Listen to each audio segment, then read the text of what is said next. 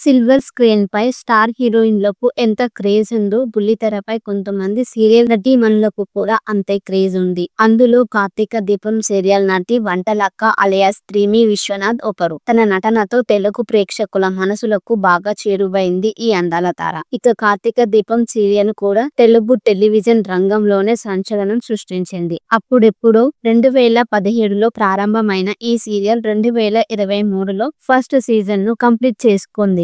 దాదాపు 1500కు పైగా ఎపిసోడ్స్ ను ఈ సీరియల్ సాగించింది అంటే ఎంతటి ప్రేక్షకాదరణ దక్కిందో ఇట్టే అర్థమవుతుంది. దీనిని దృష్టిలో ఉంచుకొని కార్తీక దీపం సెకండ్ సీజన్ ని కూడా తీసుకువచ్చారు. ప్రస్తుతం ఈ సీజన్ కి కూడా భారీ స్పందన వస్తుంది. అలాగే టీఆర్పీ రేటింగ్ లోను కార్తీక దీపం దూసుకుపోతుంది. కార్తీక దీపం సీరియల్ కు వస్తున్న పాపులారిటీ దృష్ట్యా వంటలక్క అలియాస్ త్రిమి విశ్వనాథ్ కూడా తన రెమ్యూనరేషన్ ను పెంచేసిందని ప్రచారం జరుగుతుంది.